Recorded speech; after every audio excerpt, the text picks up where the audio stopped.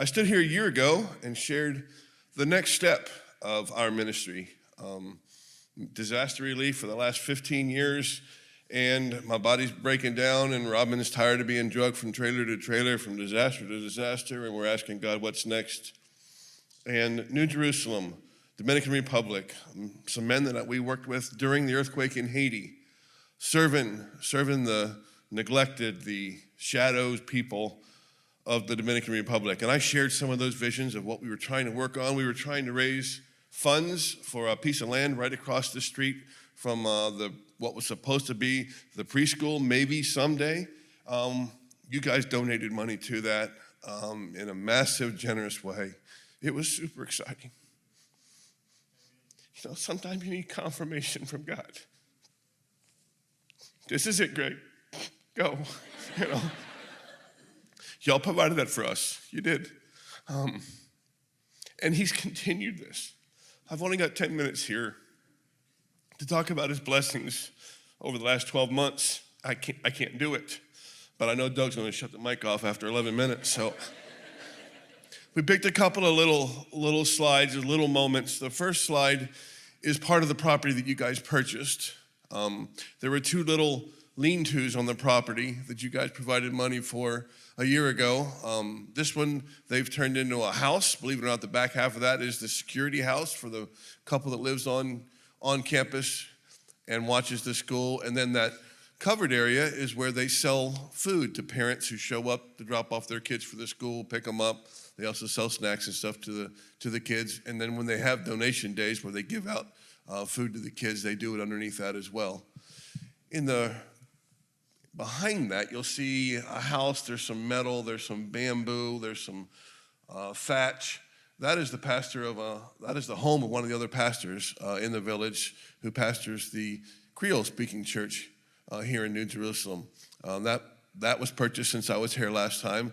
That house, and there's two lots next to it where they grow vegetables and stuff to feed the group of people working together there on the church. The next slide is a photo of the other half of the property, which is now a volleyball court / basketball court / soccer field / whatever games they decide to play.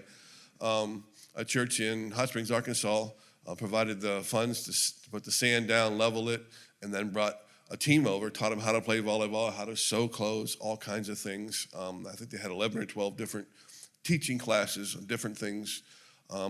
And the volleyball court is now there. It's also just a main congregation ground. And school's over and 85 kids come out and all the parents are there. That is a hubbub of activity. They don't spray weed kill. That's just how many people use that property. Nothing grows, even in a Caribbean environment. But it's been a massive blessing. It was necessary for the school. So I've mentioned school a couple of times. There was no school last time I was here. We started a preschool. We have about 88 kids right now in there every day. They just run till 1 o'clock in the afternoon. It's a precursor to the school that eventually we are working towards. And that's one of the biggest blessings to talk about. So they've wanted a school for a long time. They believe there's 1,000 kids there in New Jerusalem area, the two little villages next door, that are uneducated and have no opportunity for education. Mostly Haitian children, but some Dominican kids as well. And they've said, we'd like to start a school, but we need to think big because we think it's going to get big really fast if we can get sponsors for these kids. So we investigated some property, and God provided some property right there on the main road in New Jerusalem.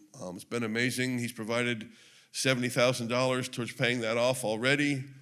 We've actually got a $100,000 note coming up on April 1st, so I'm not going to be a missionary, not stand up here and not mention that to you. Big need. You know what the economy is right now. Each of you live in that. Raising $100,000 right now for a piece of ground in the Dominican is not simple. So pray with me about that. If God touches your heart about that, there's a wonderful opportunity right here at Temple Baptist Church called the Missions Program, and we'd love to see whatever support you can afford to donate towards that. We'd appreciate that. We're excited about the school opportunity. The Japanese government has donated $90,000 towards building the building once the land's paid for. The Japanese government, of all places. God does things in the strangest ways, but another big blessing. Next slide is a photo of a little piece of concrete on the ground. And you think, why, Greg, would you show this slide? I'll tell the story as quick as I can.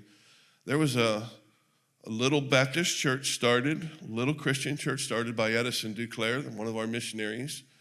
And immediately the voodoo culture in his village realized this guy is starting a Christian church. We need to immediately buy something right next to him and combat that with our voodoo religion.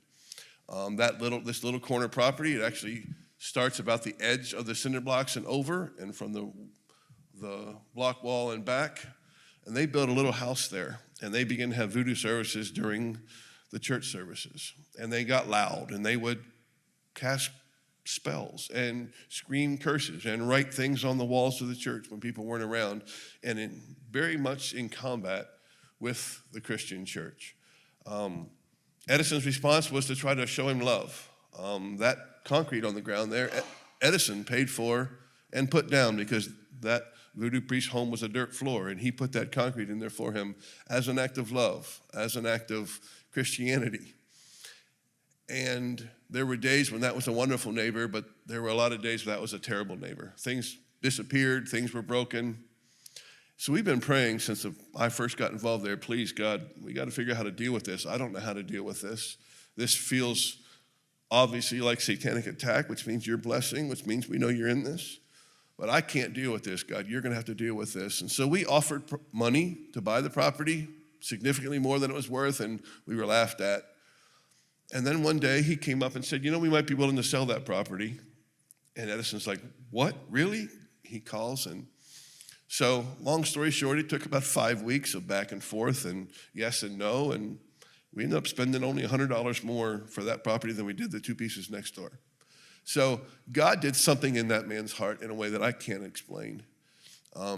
We told him he could keep the house. We bought the property, he could keep the house, and overnight, that house disappeared, and that's what was left. That's the reason for that photo. An unusual place to live, an unusual way to do ministry. But God's provided 3 pieces of property back behind the school for us. Eventually will be the school courtyard playground area, so they don't have to cross the road to play. Next slide is a house. You guys have been talking about Matthew for a while here, the project in Guerra, and this is Matthew's home.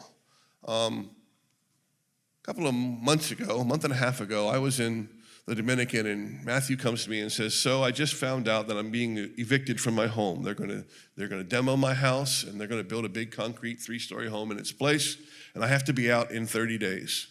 So I heard you had some churches in the U.S. that were gonna help us buy our property. Can we get that done in 30 days? And I said, probably not. You probably need to be looking at other options. I'll make some phone calls. And I called Doug, concerned. Difficult for a Haitian to find a home to rent in the Dominican Republic without the proper paperwork. And Doug said, well, let me tell you a quick story. I should have told you this earlier. But 2 weeks ago, after I had presented the Project Geta here in the church, someone had come to me that I don't know, that was a casual attender, had only been a few times, and they said, listen, my mom and dad passed, I had some inheritance, I wanted to donate some money. What's this Project Geta thing? Can I donate towards that? And enough money was donated in that moment to cover the remodel of the house on the property we were talking about buying. Right then, it was already in Temple's account the day I called to say, somehow God's got to perform some miracle, Doug. In the next 30 days, somehow this thing has to happen. And we had already secured the property. The money had been donated for the down payment. The paperwork got done. We actually did the remodel on his home before we technically owned the property. It was just that kind of a moment. And this is the finished home here. You can see Doug and I and Neil and a couple of the guys from Manna and some of the guys that did the work. Matthew's holding the baby there in the shadow of Doug. I had fun saying that. So you don't realize, guys, what miracles God's doing, even here in Temple, behind the scenes. It's been crazy. I've got 100 stories to tell you. I'm out of time. Next slide is Matthew. This is Matthew on a typical Saturday afternoon in that building that you guys have helped us purchase. This is a Saturday afternoon, just getting the kids together, kind of a moment. If you'll notice, the floors in the church building are gravel. They're dirt. They're not finished. None of the walls are smoothed. There's only one window and one door, so it is the hottest place in the world with 250 kids in there screaming at the top of their voice, singing songs. But it's amazing. We just had a group there 2 weeks ago. We stood in front of that, and those kids sang Bible songs to us and rejoiced in the idea of getting a little cookie, the way kids do all over the world, right? This is the fruit of the efforts, of the finances, of the time, of the prayers that's been going on in the New Jerusalem area. Matthew made a quick video here. I'm going to end with that and let him say thank you. Matthew speaks 3 languages. English is not his best, but he is so excited for the way you guys have shown him love.